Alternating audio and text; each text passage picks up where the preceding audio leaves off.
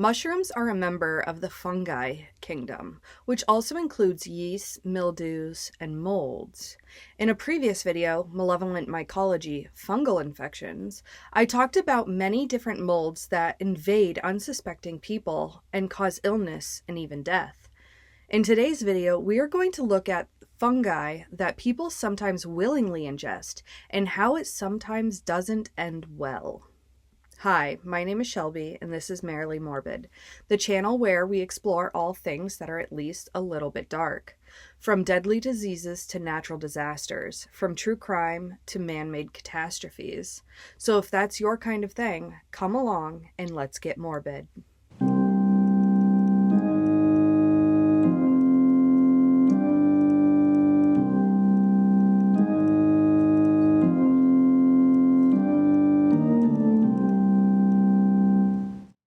In this world, there are over 2,000 types of edible mushrooms. 100 species are capable of making a person sick, and 15 to 20 species can kill.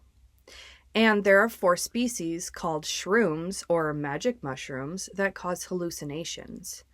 These strange things are certainly not animals, yet they're not plants either.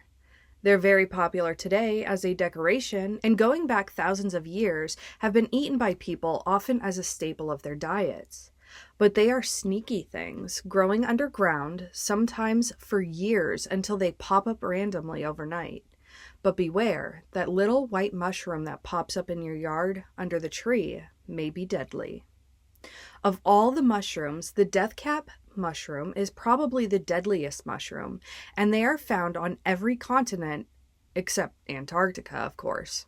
They are incredibly poisonous to humans, and the cooking of the mushrooms doesn't break down the amatoxins, so even with cooking, they're inedible. If you have eaten a deathcap, symptoms begin within 6 to 12 hours of ingestion. These symptoms can include severe abdominal pain, vomiting, bloody diarrhea, and intense thirst. Later, there is a decrease in urine output and the blood sugar begins to drop. Then comes the coma, followed by death. The deathcap has 3 types of mycotoxins, or mushroom toxins. Deathcap contains so much of these toxins that even a small piece can be enough to kill a full-grown adult. Amatoxins prevent the body from creating new proteins and causes liver failure in humans. Phallotoxins affect the liver and muscles primarily. Deathcaps kill 30 to 50% of people who ingest them. And the worst part is, people usually have no idea that they've eaten a deathcap, since most of them who do eat it accidentally do so, believing it's a different type of mushroom. And even more terrifying is that people who have accidentally eaten deathcaps have described them as delicious. Unlike many poisonous plants, these deadly mushrooms don't have a bitter taste that might warn off would-be victims. We see this in our first story.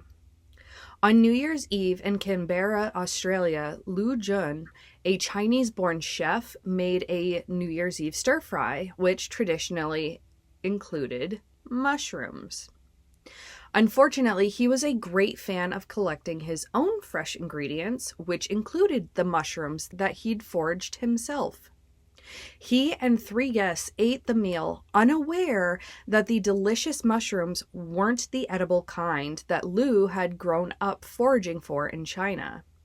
It was the deadly deathcap, which is very similar in appearance to the white Caesar mushroom often eaten in China. Within days, Lu and one of the guests were in the hospital with complete liver failure, and sadly, they would pass away before being able to receive liver transplants. Another of the guests became sick after eating the stir-fry, but since they hadn't eaten as much as the others, they were actually able to recover. Although most mushroom poisonings are accidental, it isn't always. Sometimes it's possible that it's quite deliberate. This next example of mushroom poisoning hasn't come to a conclusion yet, since the trial isn't slated to begin until April 2025. So this story also begins in Australia, but this time in Leongatha, a small town of only about 5,000 people. Erin Patterson was a woman who'd been estranged from her husband when she invited him, his parents, and his aunt and uncle to her house for lunch in July of 2023.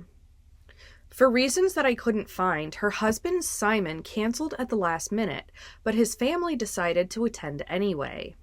Erin and Simon's 2 children had gone to the movies and weren't there at the time of the lunch. At this lunch, Erin served a dish called beef Wellington. It's a delicacy that is made of beef tenderloin coated in a mixture of mushrooms and then wrapped in pastry. Everyone enjoyed the meal, but it was soon evident that something was wrong. Each of the guests became very sick and ended up in the hospital. Sadly, only one of them would survive. At first, it was thought that it was food poisoning. It was a poisoning, all right, but it wasn't salmonella or listeria. It was mushroom poisoning, and death cap mushroom poisoning at that. When questioned, Erin told the police that she'd used 2 kinds of mushrooms in the dish. She said that she'd used button mushrooms that she'd bought at the local grocery store and rehydrated mushrooms that she'd bought months before in Melbourne at an Asian food market. The problem with this is she claimed that she couldn't remember which exact store that she'd bought those dehydrated mushrooms from. And mushrooms bought in Australian grocery stores are grown by farmers. They're not foraged. So it's hard to believe that the mushrooms were actually bought at a store. As people heard about the story and knew about Erin's rocky marriage, rumors began to spread about murder. Apparently, this prompted Erin to get rid of her dehydrator, worried about what people would think. It was later found by police in a local dumpster. But time out. What does this have to do anything with the lunch? She said that she'd bought the mushrooms in question in the dehydrated form from the store. So why would she be nervous about having a dehydrator in her possession unless she was lying? People said that Erin had experience foraging for mushrooms, so it's not hard to believe that the dehydrator had been used to dehydrate mushrooms. But even then, if it was an accident that you picked poisonous mushrooms, then you just say that. You don't ditch the evidence that is unless you have something to hide. It then came out that this probably wasn't the first time that someone had been poisoned by her. Her husband had suffered from mysterious stomach issues a few times over the years, and one time he was even hospitalized in a coma. Now, it's believed that Erin had tried to poison her husband Simon at least 3 times before the fatal meal where Erin killed his family by serving them the tainted mushrooms. From what I know of this situation, I have no doubt that she's guilty, but time will tell.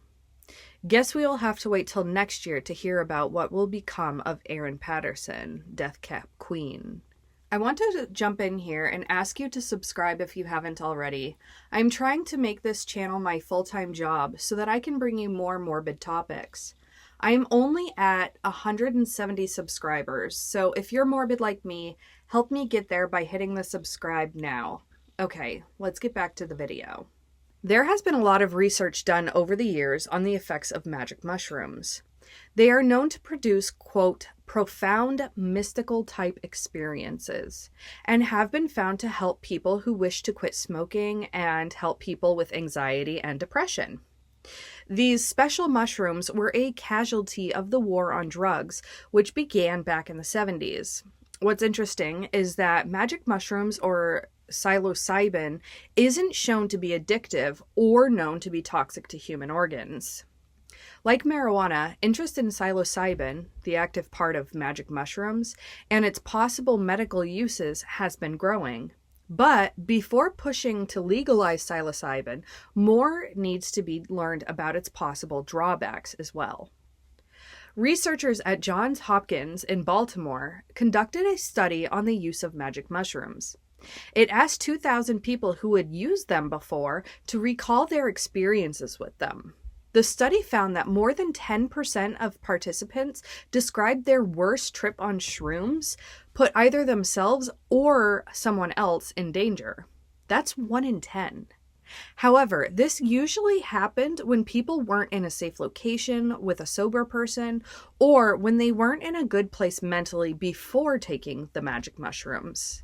This particular study found that 5 of the 2,000 people who were surveyed admitted that during their worst trip, they had attempted suicide. However, in contrast to that, 6 people who had suicidal ideation before their worst trip ended up seeing it go away after. Violent actions aside, a whopping 39% called their worst psilocybin trip to be one of the top 5 hardest experiences in their life.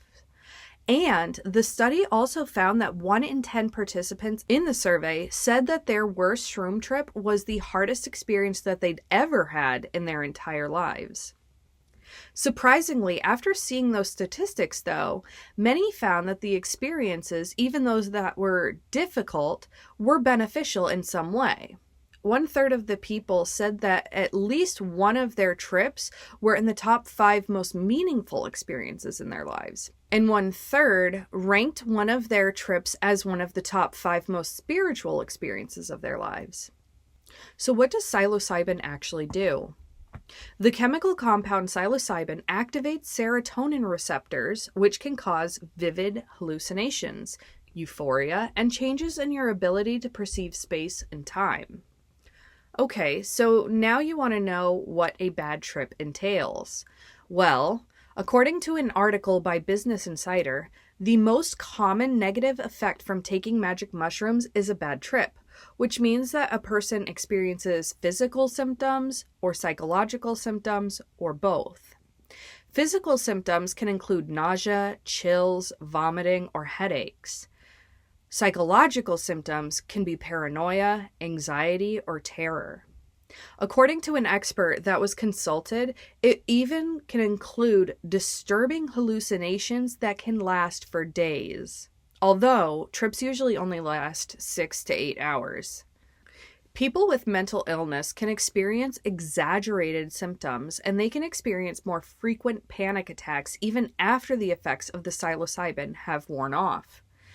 I have to admit, it would be cool to experience a magic mushroom trip, but since I have a history of severe postpartum anxiety surrounding my own mortality, I think that's a trip I'd rather skip. Then, there is a rare side effect called hallucinogen-induced persisting perception disorder. It's a mouthful, but essentially it's a disorder where a person will have flashbacks to previous experiences, or they can continue to hallucinate long after they've stopped taking shrooms. And when I say long after, I mean it could be years. And there really is nothing that can be done to treat it. But the people who are most at risk are people with mental health problems or people who are habitual magic mushroom users. Anyway, there are other dangers as well. Because magic mushrooms are illegal in most places, it isn't unheard of for counterfeit magic mushrooms to enter the market. These fakes are just the mushrooms that you get in your local grocery store, but they can be laced with things like PCP or LSD. Now, LSD might not be so bad, but PCP, oh my God, the horror stories I've heard of people tripping on PCP. Now, since people may not want to risk purchasing shrooms, they may think it's better to forage in the woods for them directly, get them directly from the source. But as we already know, poisoning by mushroom misidentification is a very real and possibly deadly risk. It's even more scary when you realize that some of the symptoms of mushroom poisoning aren't that different from the symptoms of a bad trip. Throwing up, confusion, muscle weakness, and being delirious. Is it just a bad trip, or are you actually dying? And then it's not just the people who take the shrooms that are at risk. You just have to type in magic mushrooms and attack in the Google search bar, and article after article will come up, all talking about people who attack others while under the influence of magic mushrooms when combined with other substances. One story that came up during my research was the case of Matthew Brown. He was a man in his late 20s when he had been drinking with friends one night in January of 2018. At some point, he ingested magic mushrooms, and turns out it was a dangerous combination. Around 4:30 in the morning, while completely out of it, Matthew Brown broke into the house of a 68-year-old college professor. Matthew was naked and gained entry into the house by smashing through the sliding glass doors. At some point, he found a broom and used it to attack the woman.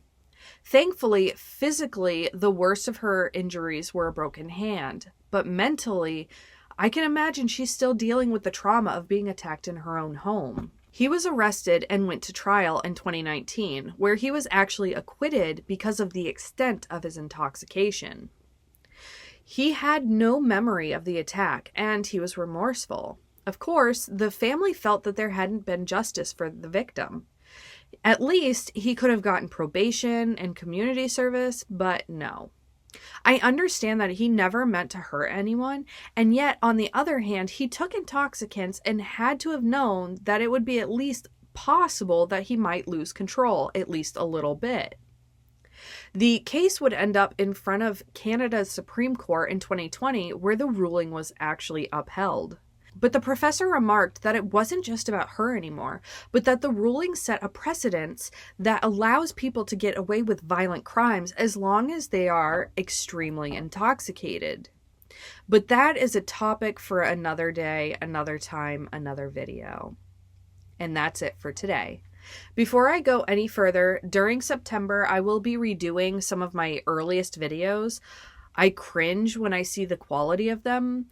And that will also give me time to work on the videos for the creepy countdown to Halloween in October. Anyway, if you liked today's video, please like, comment, subscribe. And as always, don't forget to be merry, but stay morbid.